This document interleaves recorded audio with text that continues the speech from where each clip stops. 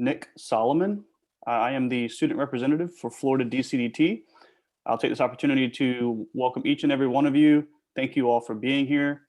Remember to stay and listen to the closing remarks here after this presentation.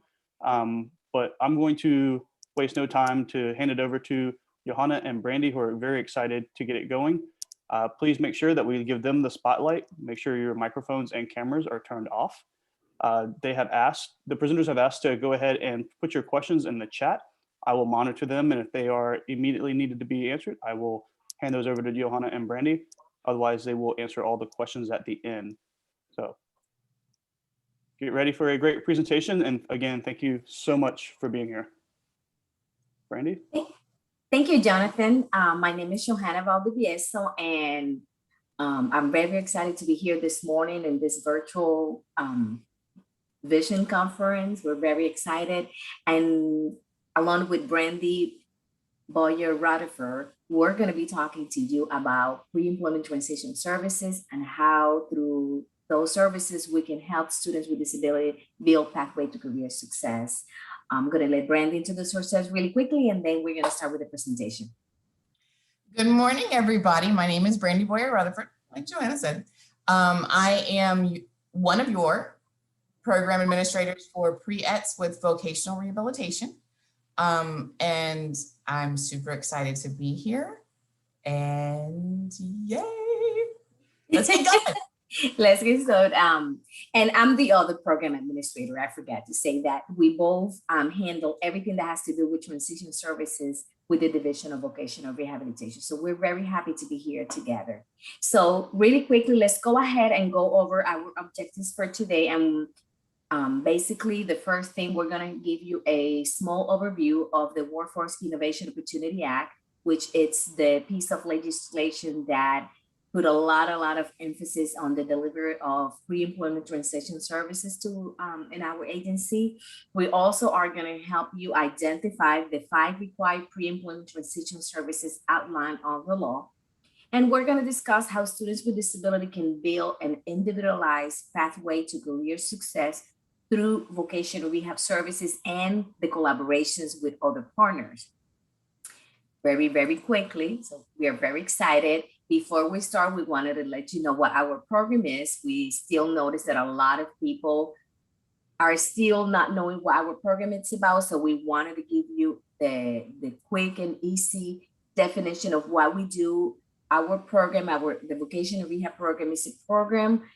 It's a state agency that receives federal funds, so we are state and federal agency in many instances that help individuals with disability keep employment to enhance their independence.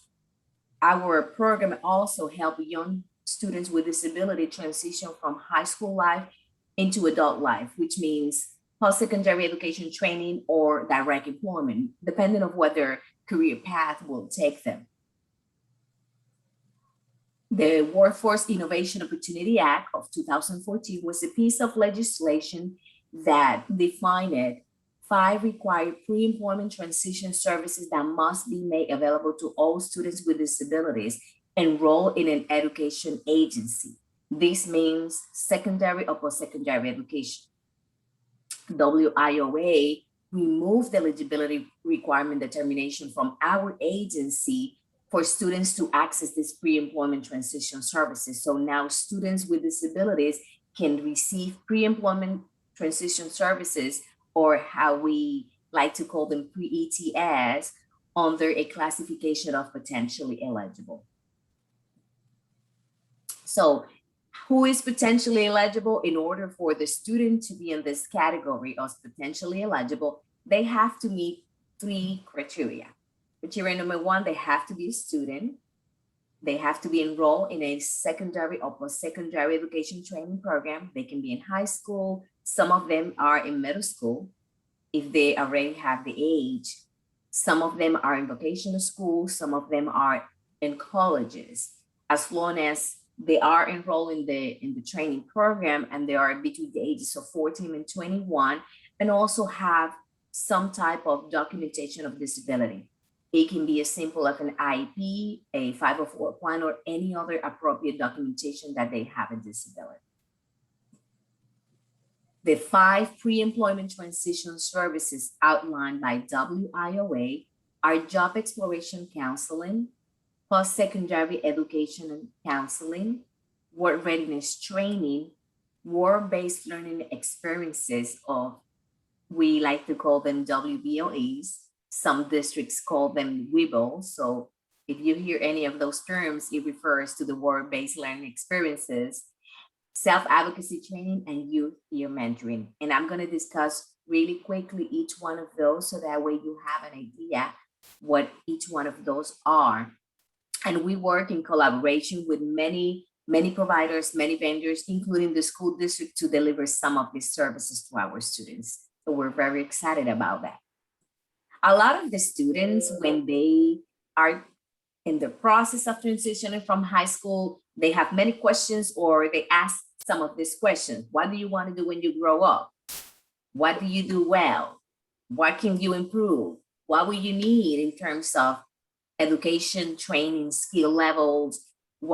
How do you go about finding a job? So through the vocational rehab program and the services available and the pre-employment transition services, we can definitely help the students answer some of these questions, or at least help them develop a pathway so that way they're able to answer some of these questions on their own. The first pre-employment transition services that I want to discuss briefly with you is job exploration counseling. Currently, our agency has vocational rehabilitation counselors that deliver this service one-on-one to the students. And it's pretty much a conversation that includes a lot of discussion about career and work experiences and planning. A lot of the conversations are geared into if they have any past work experience, or even if it's voluntary, what are their interests, what are their aptitudes, sometimes review job training expectations or any type of experiences, and also explore future type of jobs, what it's going to take for the students to develop. And as early as we can start in that process, it's better, because we recognize there are students that might not have all the skills at the moment that we start having this conversation. But if they know ahead of time what kind of skills they will have to obtain or have, they can start building some of those skills. So that's a very good service to have, especially when you're starting early. The next one, it's post-secondary education and counseling. And that pretty much is a guidance and counseling also. It can be group or it can be face-to-face. Most of the times it's just a one-on-one training, because it's very individualized, where the vocational rehab counselor and the student discuss education and employment options available for the student after they transition from high school. This might include information about how to access information from their own colleges or vocational programs in terms of the Office for Students with Disability or any resource within that school that could offer services. It also entails information about different financial aid options, how to apply for those, and also post-secondary options in the local community. And again, this is very, very unique and very individualized.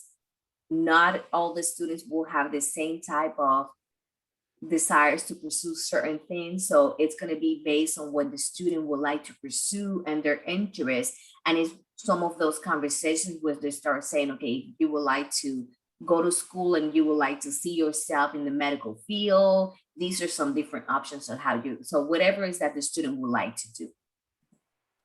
The next one is work readiness training. This particular one, we usually refer to a vendor or to a provider that has a very structured training. It's usually a group, although it can be done one-on-one, but most of the times it's more a classroom setting. It's a 20-hour course on employability and social skills.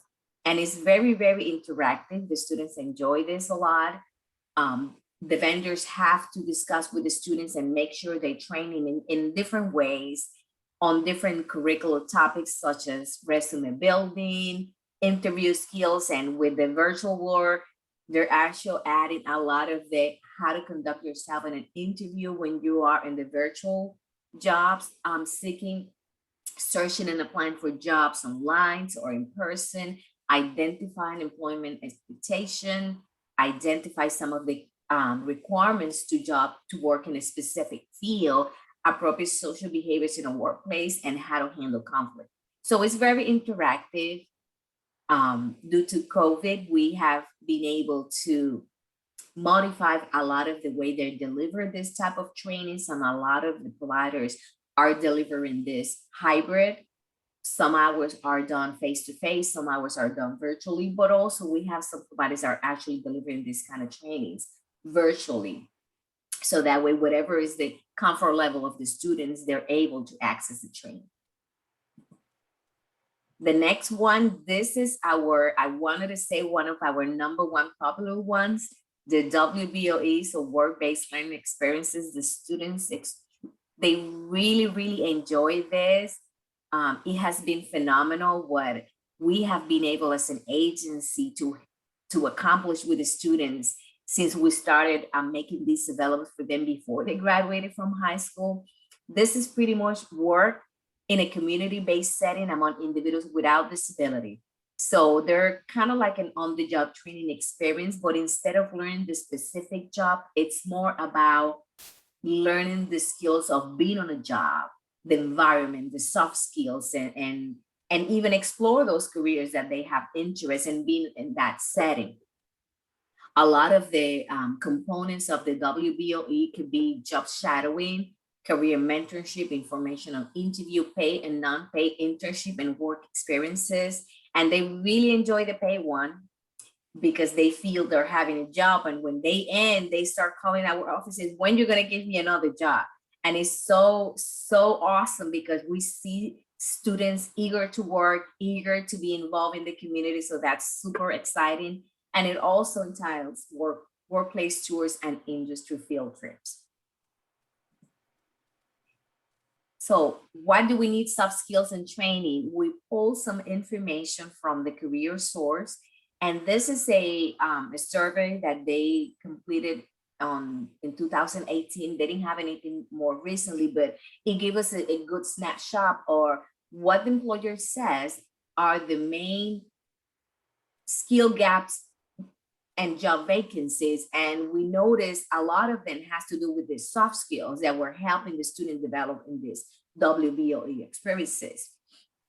There was not as many gaps in terms of training and formal training. It was more on those social skills, how to appropriately communicate, how to appropriately resolve conflicts on a job, reliability and time management, and even leadership. So that's what is so important. And the students have a way to practice these type of skills in a very safe environment where they don't feel if I make a mistake, I'm going to be fired and this is going to look bad in my resume and I'm not going to have a good reference. They get to learn those skills in a setting in which there's room for error, but there's more room for improvement as well as you go. So they really enjoy these experiences. Self-advocacy is another one that is extremely popular. And this is another class, another classroom setting that they can be small groups or they can be one-on-one as well. Our vendors provide these type of trainings online. They provide a hybrid or they provide it face-to-face. So whatever it's comfortable for the student and whatever is available within their community, these services are available. A lot of the school districts are working in collaboration with our agency, delivering this service as well to your own students. So we're very excited. And I know I keep saying that, but we really are excited. The main thing with self-advocacy is help the students learn about the rights and responsibility and how to advocate for those rights and responsibility appropriately. There's when the students transition from high school to adult life, they no longer are entitled to services and accommodations. If they want some type of accommodations due to their disability, they really have to be able to advocate for themselves and request those appropriately. So the self-advocacy training helped them develop those skills. Some of the content of the curriculum includes American with Disability Act, so that way they know the difference between services available through IDEA and now services available through American with Disability Act, learning their own rights, but also the responsibilities, self-awareness, self-determination, goal setting, and action plan. Another very popular one. And the last pre-employment transition service outlined on the law is youth peer mentoring, which is an intensive time living self-advocacy training services. This lasted approximately 3 to 6 months. So ideally, you wanted to have a student taking self-advocacy training, everything that has to do with self-advocacy. And we have 2 courses, self-advocacy 1 and self-advocacy 2. And then after that, ideally, it would be good to pair them with a youth peer mentor, so that way they can put in practice the skills that they learn on that. It is not a requirement to have self-advocacy training first, but it's ideally because they learn in the classroom and then they go in the field and practice those skills. So we match the students with like-age peers to engage them in connecting them with long-term community resources. They can be disability-related community resources, social network, career-related network. It can be as simple as maybe you have a student at a college that knows where the Office for Student with Disability is, know where the paperwork they have to bring in, but in terms of going in there and ask if they have a youth peer mentor that can help them, hey, let me teach you how to disclose and how to put that into practice in a very safe environment. So it's very neat. The youth peer mentor program it's extremely good. So now I'm going to pass the rest to Brandy, but if you have any questions, we cannot see the chat, but if you have put some questions, we're going to respond to some of those, but also if you have some of them right now and you want to just put it in the chat, we will be more than happy to respond. So, okay, Brandy, now I'm going to give the next one to you. Jonathan or Amanda, do we have any questions in the chat? Not at this time. We have a few people that have mentioned that they have used the WBLE. WBLE, yeah. Correct, and they love it. And one person mentioned that they want to do it again. So Good. There's no time limited for that, as long as they meet those 3 criteria. Awesome. Okay, so Brandy, next, going back to you now. Okay. So we've talked about our potentially eligible or our Pre-ETS, which are available to any student that has a disability who wants them. And they are easily accessible with just a little bit of documentation, like we talked about, for that potentially eligible documentation necessary. So that's your first route to access those services.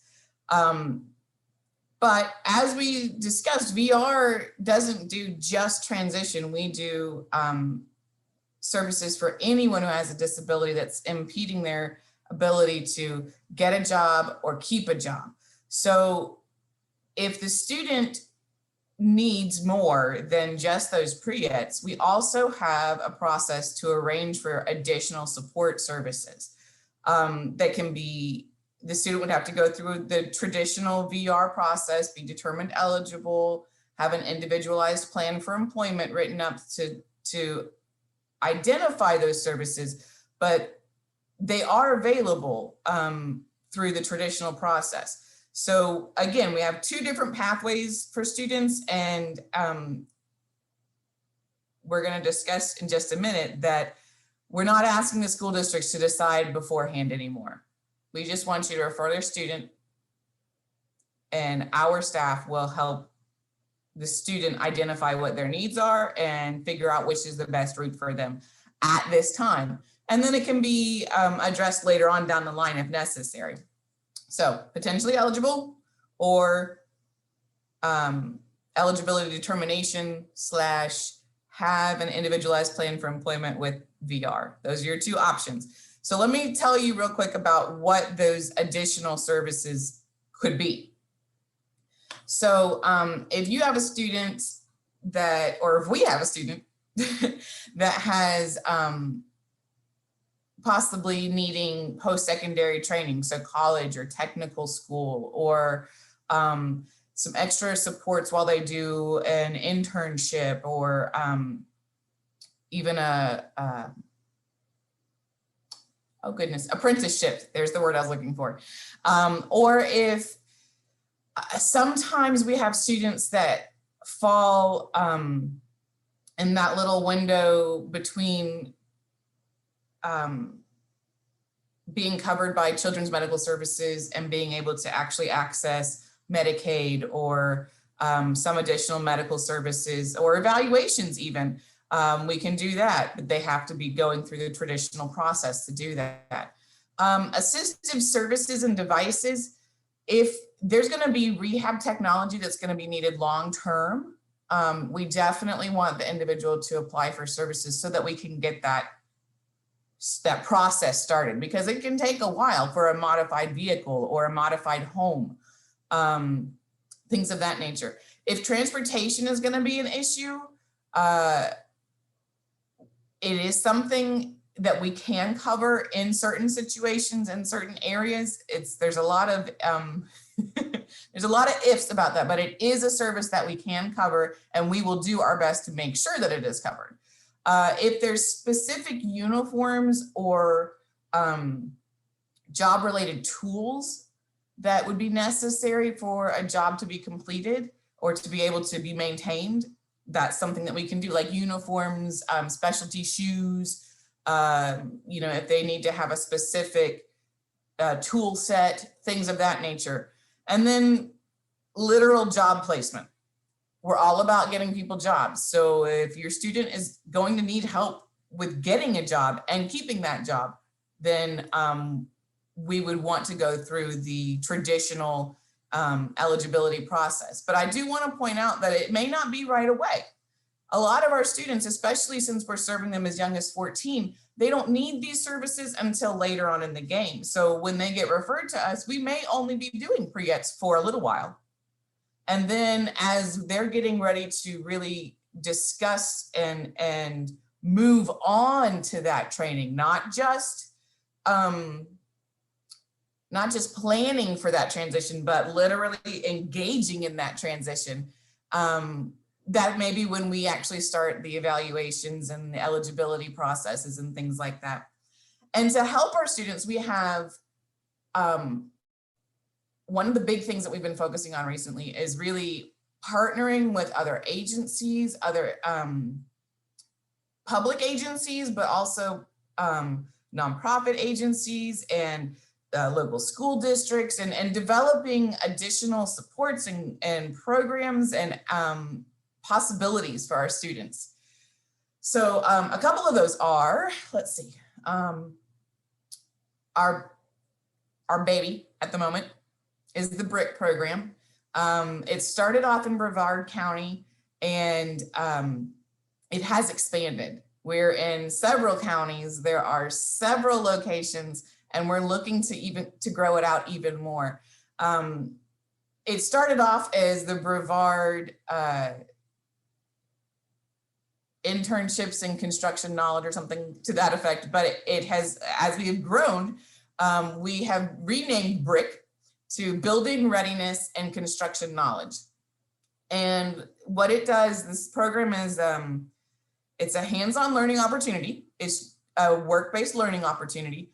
But the partnership exists between one of our community vendors that provides the WBLE job coaching and services, but in partnership with the local construction union or association or whatever it's called in that particular area, to explore all of the job options available in construction. Because when you think of construction, you think maybe like masonry or carpentry, but we're talking about the office administration related to that. We're talking about interior design. We're talking about plumbing. We're talking about even realty, just the idea of all of the ins and outs related to construction and construction related, obviously, services. So the students participate in a paid work experience. They cycle through a couple of different job settings to get a feel for it. And they get paid a minimum of $11 an hour, which is that's a lot of money. For a lot of these high school students, that's a big deal. And they come out with actual OSHA certifications, and but more importantly, they come out with knowledge and confidence and relationships made in that field. So that's Breakout. High school high tech has been around for a little while, but it's kind of one of those best kept secrets. What it is it's focused on helping with students with disabilities really access these STEM related careers, these high demand careers in science and technology and engineering and math, STEM. But these are careers that our students with disabilities don't always access. So it's encourages internships and job shadowing and developing work readiness skills in general, but also just helping the student really understand what their interests are and how they don't have to settle. So that's high school high tech. Now, most of you probably know about Project Search, so we're just going to do a quick overview. But we're really, really proud of the fact that Florida is leading the way in the nation, honestly. The Project Search offers 3 targeted internships or rotations with a host business, and it's intended to be a extended transition type program. It's going to be for the students that are in their last year of public education. And while they started off in hospitals, we actually have several different types of host businesses. We have like hospitality industry. So we have hotels, we have resorts, we have large retail companies that do warehousing and customer service and floor work for the stores. We have a zoo. We have Miami City itself, or I believe, has a site where the students actually work inside government. We just have all kinds of Project Search sites and host businesses across the state. And our students are doing 2 things. Number one, and most importantly, they are finding meaningful careers, not just a job where they get a little money to buy things they want, but a real career. But also, while they do that, being out in the community in an integrated setting, they are showing the rest of the population how valuable all people are. So I get excited about these things. So anyway, Project Search. Inclusive post-secondary education programs, or you can call us, or call them, not us, IPSE is what we call them. These are programs that are intended to help students with, generally speaking, it's an intellectual disability, but a developmental disability of some sort that allows the student to have the social growth and experience of college while also getting appropriate and relevant academic training as well. we all know that college is not for everybody, but a lot of our young adults get their independent living skills developed there, their social interaction skills, they're learning how to be an adult. It happens for a lot of people at college. And there's no reason that that shouldn't apply to our individuals with intellectual disabilities. We have several programs across the state, and we have at lots of different state colleges, universities. Some of them are residential programs, some of them are not residential programs. But we also even have whole groups of educators and advocates that are looking to expand this and support families who want to pursue this for their students. So, and I'll tell you about them in just a minute, but inclusive post-secondary education programs, BR's got you. Okay, so one of our big we'll go with gateway services that we have for our students with disabilities, and it's available to potentially eligible or traditional eligible students, is our VR career camps. These are,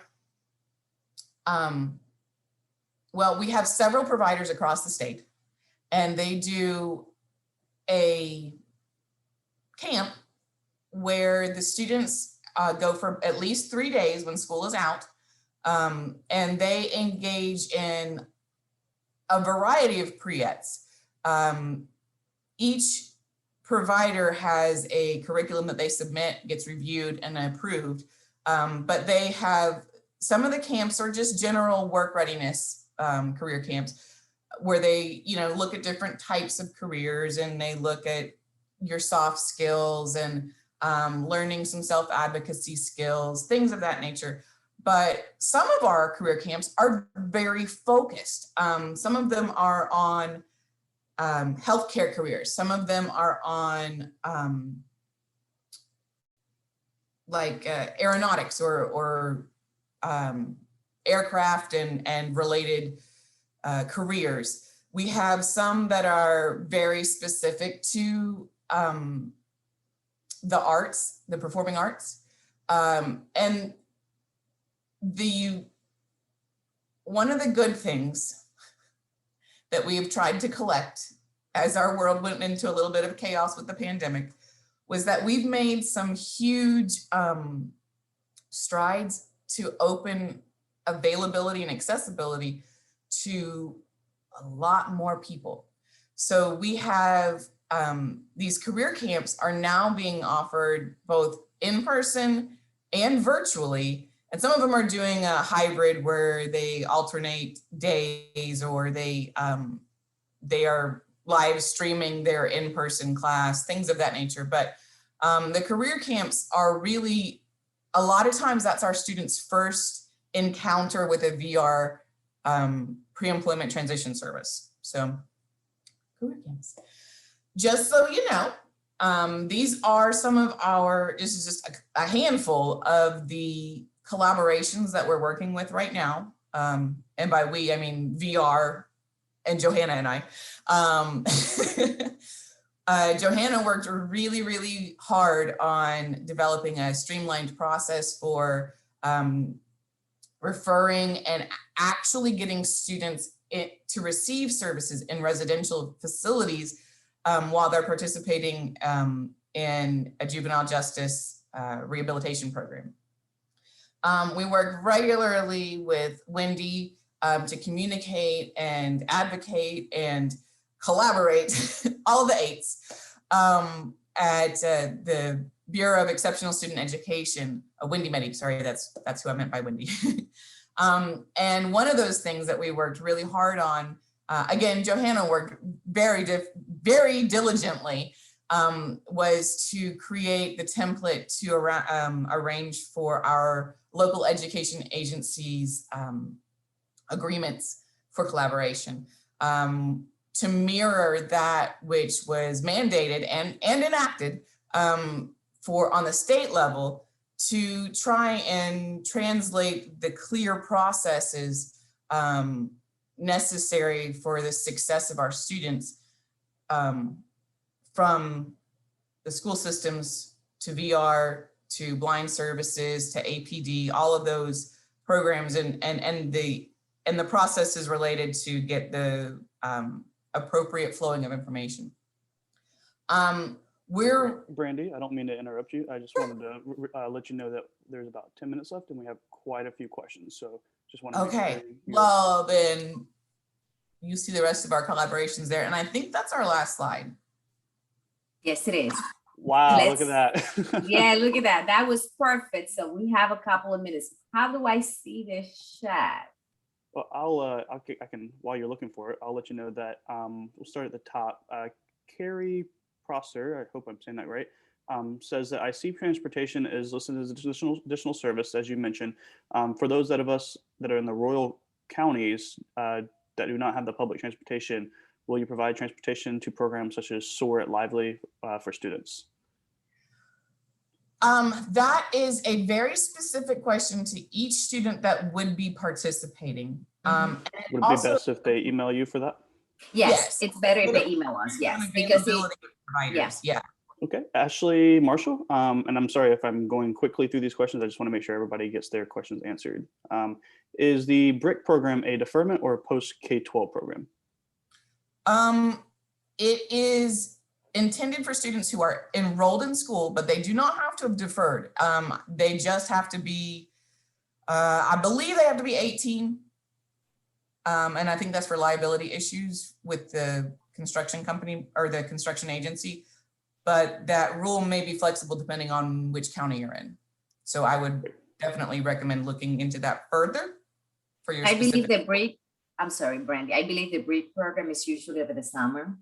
So I don't think it's something that will affect if the students are still working towards the requirement of the high school diploma.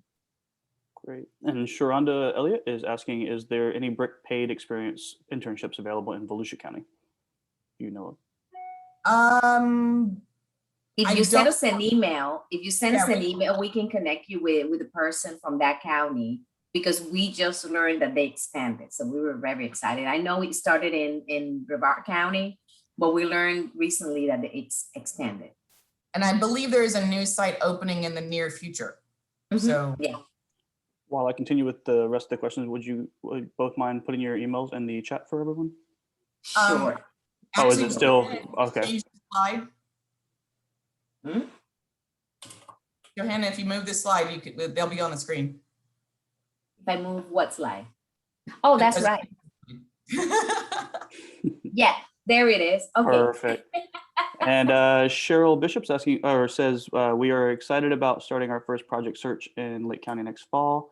And then Ashley Marshall again asks, how do students find out about specific camps in their area and register for career campus?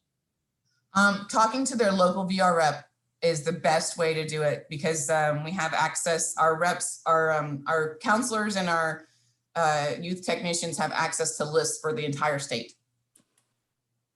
Fantastic. Julie asks, will school districts be offered career camps? Seminole County Public Schools was hoping to provide career camp for our students this summer. Is there anything we need to do?